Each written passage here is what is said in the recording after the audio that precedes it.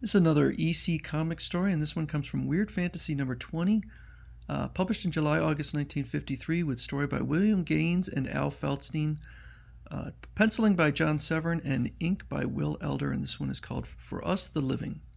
On the morning of May 12, 1953, two agents of the Federal Bureau of Investigation entered the Atomic Energy Commission's building in Washington, D.C., strode silently across the lobby, and climbed the marble stairs to a second-floor office. A gray-haired, middle-aged man looked up from his desk, stacked high with confidential folders, glanced at the gleaming badge one of the men held in his hand, and rose slowly, almost resignedly, to his feet. "Dr. Russell Cromwell, you are under arrest. I was expecting this. It was inevitable that I'd be discovered. It was only a matter of time. I'll get my things." The graying atomic scientist went to a closet, took out a small suitcase, and turned to the FBI men. "You'll want to see this, what I have in this suitcase. Shall we go?" "We have a car downstairs, Dr. Cromwell." They drove him to the FBI headquarters. They led him to a small windowless room and sat him in a chair. They told him why he'd been arrested. He nodded. "Yes, gentlemen, yes. Everything you say is true. My identification papers are false. My birth certificate has been forged. My record is a fake. I admit all your charges." "Then you admit being a spy, a saboteur, bent on stealing atomic secrets for a foreign power." Dr. Cromwell shook his head slowly. He held up his thin, sensitive hand. "No, no, that is where you are wrong. I do not admit working for a foreign power. I am working for the benefit of mankind, for the Republic of Earth." "Please, Doctor, we are not discussing your sociological beliefs. Specifically, which nation are you working for?" "I work for no present nation on Earth. I work for a different Earth, a different peaceful Earth, an Earth that existed in an alternate time branch." "In other words, you refuse to cooperate, to give us the facts." "Gentlemen, I am giving you the facts. I am not from your world, this world. I am a castaway in your world. I am from a world that exists no longer because I have destroyed it, erased it." The FBI agents looked at each other and grimaced. "Guess there isn't anything we can do with him, Perry. I'd better get the chief, Sol." "Get your chief. Let me tell you all what happened. Listen to my story." The FBI chief enters the small room. Dr. Cromwell pointed to his suitcase. "Open the suitcase. See for yourself. The cursed machine is there. The machine that caused all this. Open it, Perry." "Okay, sir." The agent named Perry unlatched the suitcase and lifted the lid. Inside, carefully wrapped in excelsior, was a small, complicated-looking apparatus. "All right, Dr. Cromwell, what is it?" "That, gentlemen, is a time machine." "A what?" "A time machine. A machine that I built. A machine that caused the destruction of my world and the creation of yours. A machine that could eventually recreate my world again and, God willing, destroy yours." "Look, Doctor, you're talking pretty wild. Suppose we don't want you to destroy this world."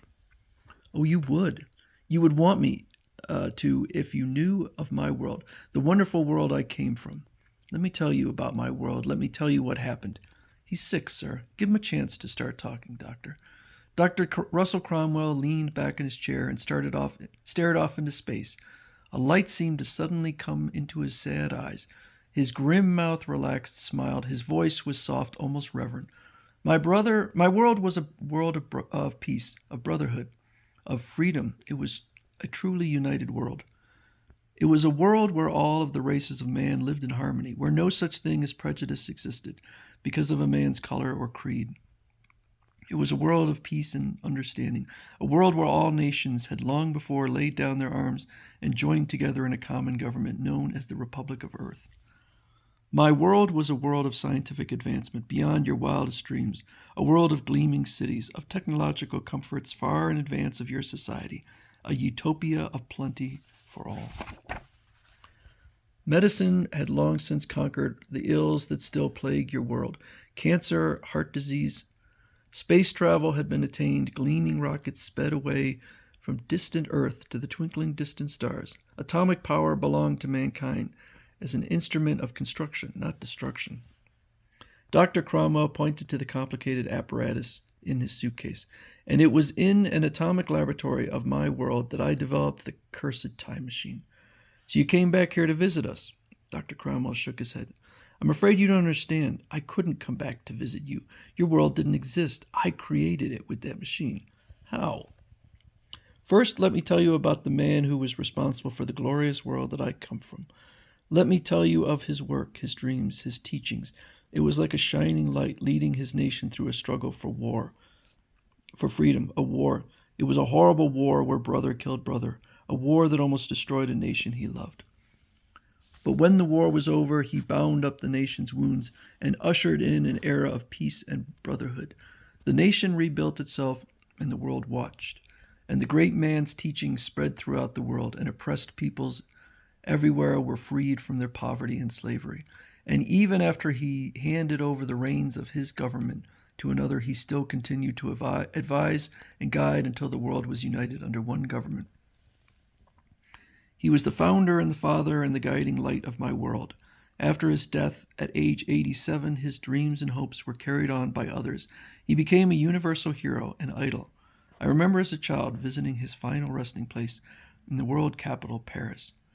Wasn't it only natural, then, that when I invented my time machine, I should want to go back to the era during which this great man lived, to see him as he was at the very inception of the world I knew? Yes, before I make my report, before I turn this machine over to mankind, I will use it once for my personal pleasure. Dr. Cromwell cleared his throat. The FBI men and the FBI chief waited apprehensively. And so you came back here? No. I went back into my world's past. It was foolish. If I hadn't done it, I wouldn't have changed everything. I dressed myself in the clothing of the great man's era. I set my machine. I placed the correct amount of atomic fuel into the energizer unit. I attached the wristbands with nervous fingers, and I pressed the converter switch.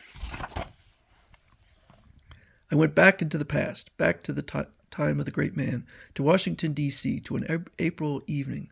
I stood in an alley watching the time machine in a suitcase. The great man was attending the theater.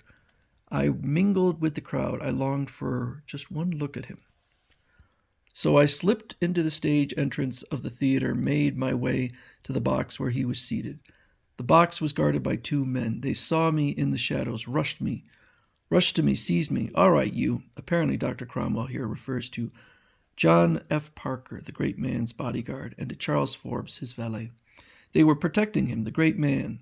They thought I meant to do him harm. I struggled, denying their charge. An assassin. No. They forced me down the corridor, leaving the box unguarded. Come with us. You're all wrong. Suddenly a shot rang out. Good Lord, what was that? Pow! Eee! A figure leaped to the stage of the theater, shrieking, Sic semper tyrannis. So may it always be with traitors. The great man slumped, mortally wounded. Derringer pistol ball in his brain. He's been shot. And in the confusion, I escaped with my machine. Dr. Cromwell's voice faltered, his eyes filling with tears. Yes, gentlemen, it was my fault, all my fault. If I hadn't caused the attendants to leave the great man's box unguarded, he'd never have been assassinated by John Wilkes Booth. He was Abraham Lincoln? Dr. Cromwell nodded. Yes, Abraham Lincoln. You see, in the world where I come from, that other world, in an alternate time branch, Abraham Lincoln lived and brought to that world peace and brotherhood and freedom. And you changed history? Exactly. I had come from the year 1953 of my world, a world in which Lincoln escaped assassination. Because I changed history, I could only return to the 1953 of your world, a world that resulted because Lincoln had been shot. And that's why I was working for the Atomic Energy Commission. I was trying to develop the atomic fuel I need. The time machine is useless without it. Once I have it, I will be able to return to April 14th, 1865, and rechange history, change it back again, make sure Lincoln was not shot so that my world will exist once more. The FBI chief looked up at his two assistants. He stood up smiling. Don't you believe me? It's an interesting story, Doctor. A very interesting. Very interesting. Can you prove it? Any of it? Dr. Cromwell pointed to the time machine in the suitcase. If I had the fuel, then you can't prove it. The sad-eyed doctor shook his head. No, I can't. Then I'm afraid we'll have to hold you, Doctor. Dr. Cromwell was led from the small windowless room. Pretty far-fetched, eh, sir? Don't be too sure, Sol. The FBI chief turned to his assistant. You know, Sol, it's lucky for us we discovered the doctor before he developed his atomic fuel. You believe that ridiculous nonsense, sir? The chief shrugged. I don't know. What's important is that this is our world. Good or bad, it's ours. What's done is done. We have to make the best of what we got. Why, we probably wouldn't even exist in his world. Good thoughts, sir. Oh, what shall I do with this gadget? The chief started towards the door. Destroy it, Saul. Destroy the suitcase, too. And don't breathe a word about that travel sticker pasted on it. Understand? Of course, sir. Travel sticker. Where? The FBI agent named Saul stared down at the colorful disc glued to Dr. Cromwell's suitcase. Good Lord.